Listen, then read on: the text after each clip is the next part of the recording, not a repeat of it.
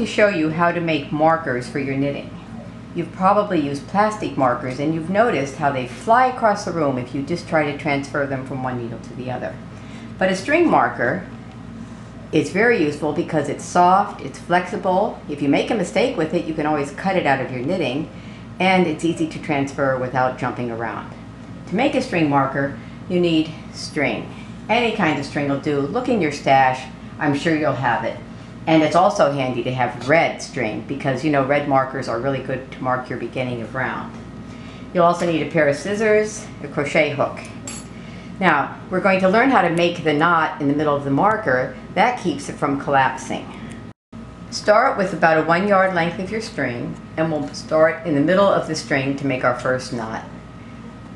Start tying your knot as if you were going to just tie an ordinary knot in your string, but instead of pulling it tight after the first wrap, wrap it again, second time, the third, 4.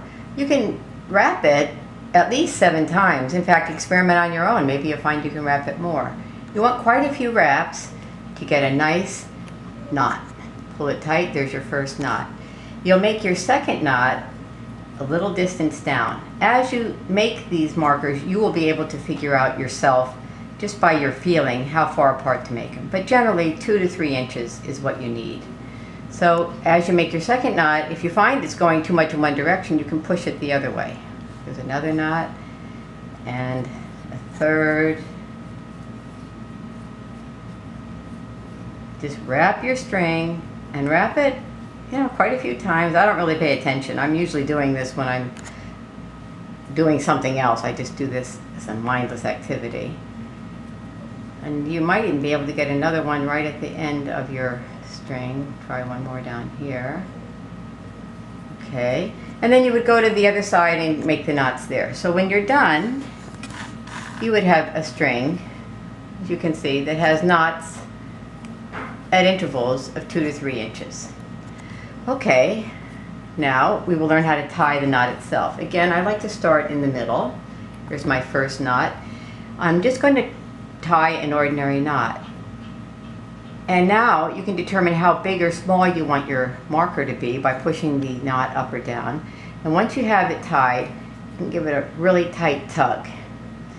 And then you just go down the string and continue to make your loops.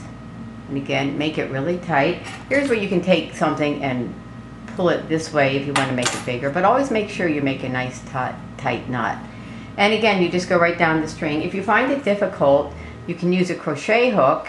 Again, tie your knot, and then if you need to use a crochet hook to get it through, I don't need it, but if you do, you could. You sometimes need it as you get toward the end when things get a little tight. You would use a small crochet hook